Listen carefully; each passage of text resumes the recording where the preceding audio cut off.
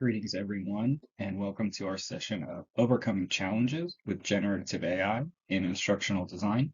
I am your facilitator, Kevin Barnes. Many of you are probably aware that AI stands for Artificial Intelligence. This is a broad term with many different contexts and applications.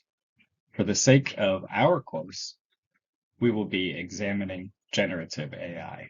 Take a few moments and define the term generative AI.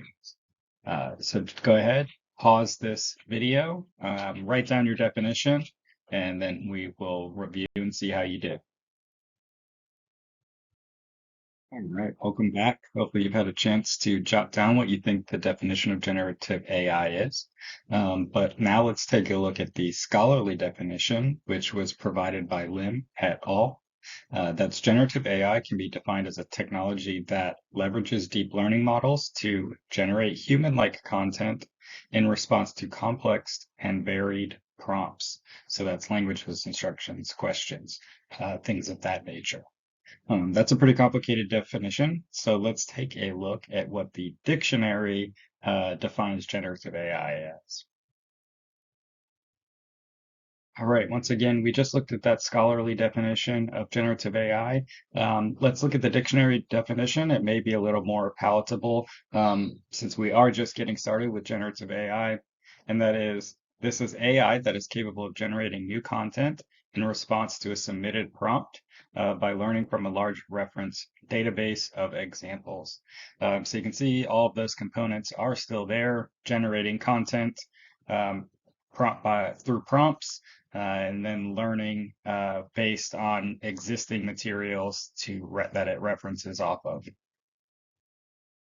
All right, let's take a few moments to reflect on the definitions that came up with and then the actual definitions that we viewed. Figure out anything that you may have missed. Make sure you've got a good, strong definition of the term generative AI. So again, you can pause and research any further to make sure that you have that comprehensive definition down and you have a good grasp on what generative AI is. All right, now that we've established a solid definition and understanding of generative AI, let's look at what we will cover in the presentation today. You can see we started with that definition, so that's already checked off.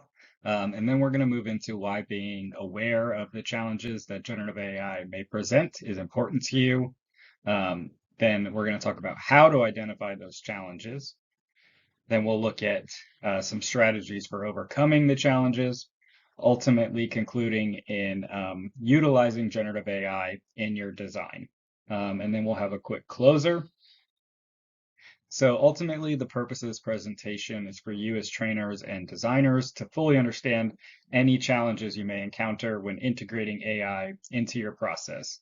We will then look at some potential ways to overcome these to truly get the most out of AI and make sure that it is a helpful tool for you. So our objective is at the conclusion of this module, you will be able to synthesize generated AI output with personal output of instructional materials with zero ethical concerns or conflicts.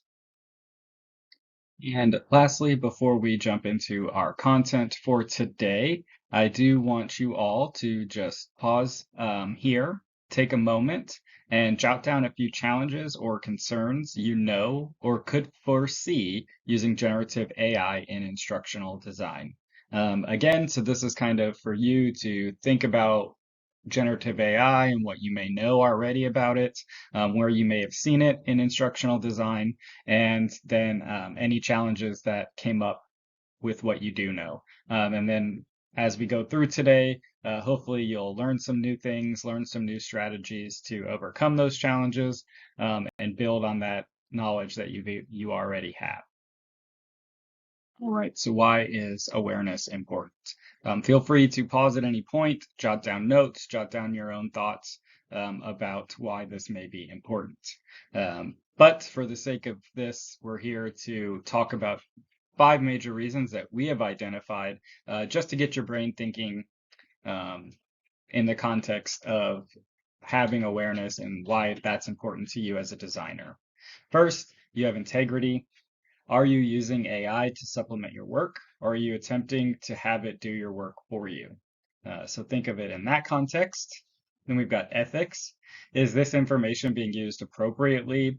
Is there any bias present in the end result or output? Does someone else own these materials or intellectual property?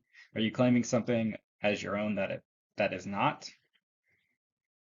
Creativity.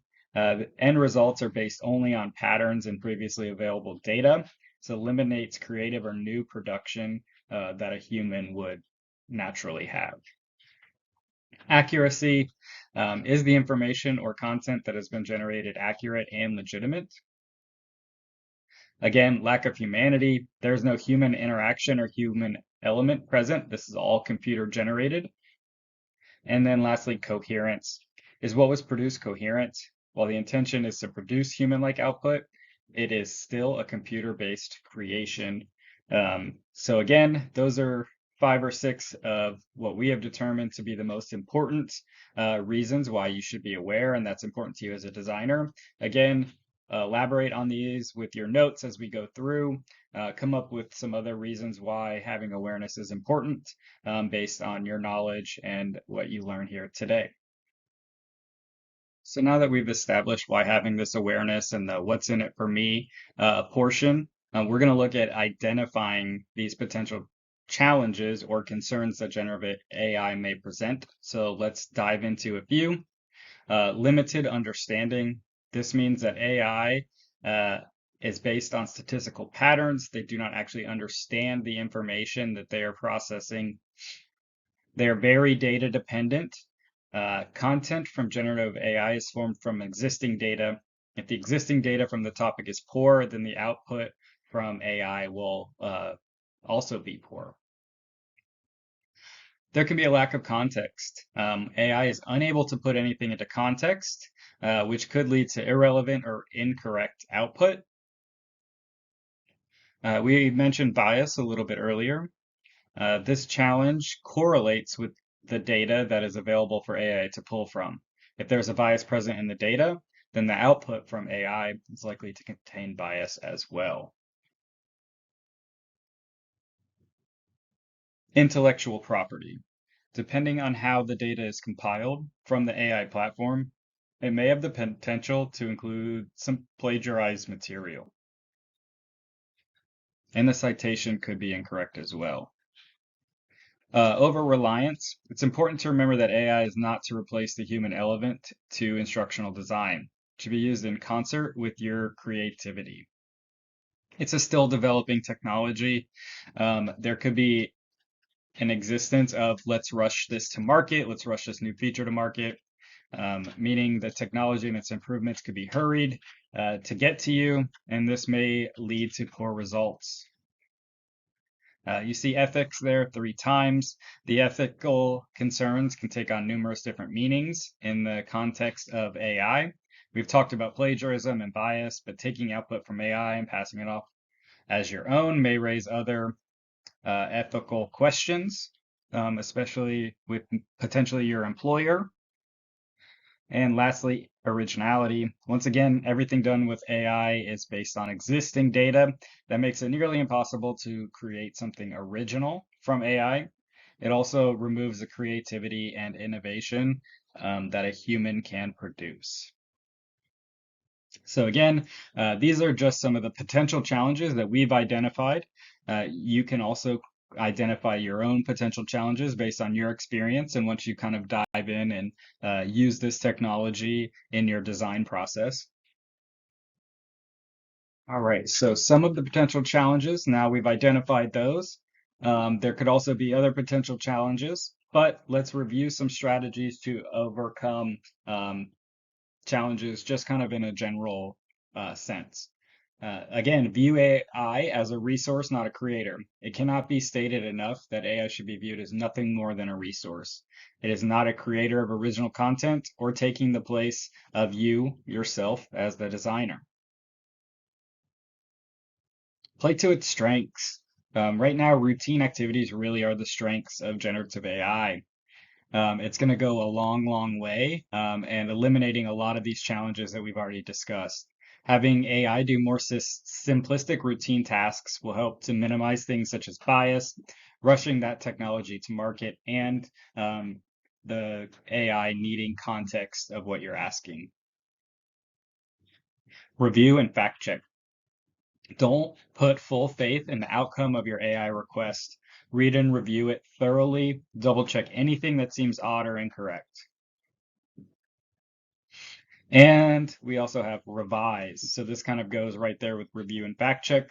While the writing of AI is fairly decent human-like, it simply isn't human. This makes it very important for you to make revisions, make sure the language is clear and easily understood by a learner, and revise anything that may be unclear or needed elaboration. Lastly, maintain focus on your audience. With all the capabilities and possibilities AI presents, it is easy to lose sight of your audience, who is the learner. Don't get carried away with the cool, fancy, shiny technology and what can it do. Make sure that you're using it to make an extremely effective learning solution. Again, never lose sight that your learner is the most important part of this whole equation. So, last portion or piece to this puzzle, you may have noticed that each topic is kind of building on itself, and now it's culminating with the utilization of AI in your design. Again, this is not an all-inclusive display, but just a few examples. You should be able to find ways on your own how to implement this technology to enhance your design based on the information from this module. So utilization, adapt content to specific learners. After you have created a learning solution, you can use AI to make adaptations to the content based on the needs of your learners. Don't forget to review the output. The results may not have the correct context or share the intended lesson. Aid in activity creation. Are you struggling with creating an activity or assessment to integrate into learning that fits the way that you need it to? This could be another excellent use of AI. Ask it to give you some ideas based on the learning solution and topic that you're covering. Create summaries of information. I do like this one as well. Need a short, precise summary of some information. This is another extremely good use. I recently needed some short summaries of the Myers-Briggs personality styles. I couldn't find anything that was precise enough that I was looking for. So I asked ChatGPT, create me a 500-word summary for each personality style. It did that almost instantaneously. Everything was great, exactly what I needed. I reviewed it, made sure the writing sounded human-like, and that there was no bias. If you need to chunk content down, a lesson or a module might be too long. Well, will your content create sensory overload for the learner? AI can help you kind of condense this and make it into chunked pieces of content. Lastly, language translation, very self-explanatory here. If you need something put into another language, AI can certainly help with that. I would guide you to proceed with caution.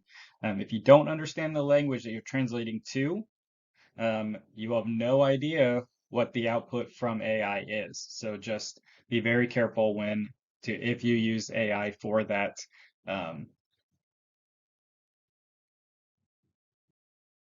All right, so that's all our brand new content for today. Um, Hopefully you got something out of that. Hopefully that gives you either a kickstart or enough information to go out and use AI in your design work. If you do have questions about anything that we went over today, you can post them to the digital whiteboard. Um, I will post that link is in the description of this video below. It is a Miro board, so look for that Miro link. Go on there, and you can just go ahead and add your questions. I am going to monitor that twice a day to make sure that everybody's questions do get answered. It's going to look just like this. So you'll see you type your questions in the left, and then I will answer them in the middle. And then any additional commentary that might go along with that question and answer will go in that third column. So again, it'll look just like this. This is our sample screenshot of our Q&A board. Right. So if you do have questions, I highly encourage you to get those posted as soon as possible because you will also have to participate in the discussion board. So you will use your course team's chat. You'll post there 250 to 400 word original post. Respond to at least 3 of your classmates. Your post should propose 2 to 3 ways you have or plan to leverage AI in your design work. And the key to this whole discussion is how you will synthesize AI's output with your original work and output. So again, if you aren't sure on what to do, reach out to me for clarification. You can also pause this video to make sure that you get all of the components that are required for that discussion post. All right, so we are on the very last thing that I'm going to ask you to do for these challenges regarding generative AI. I have a 5 open-ended question assessment. It is in a Microsoft form. The link for this is also in the description of this video. It's also below. Uh, I'm asking you to complete this within 2 days. I will provide commentary for each one of your responses to make sure that you have a really strong understanding of generative AI and how it can be used.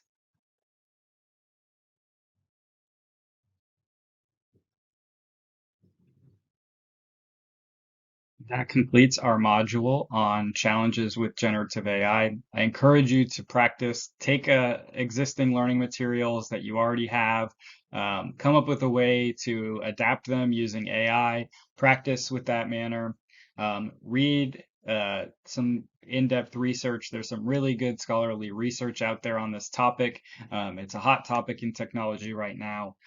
So again, all kinds of research is being done. Go out there, explore, find the best way for you to use this technology. It can be very, very helpful. You do have to be very cautious. You do have to be very mindful when using it, and be sure that you're using it in the correct manner. But again, I thank you all for your time. I hope you enjoyed this, and I hope you get some use out of AI in the future.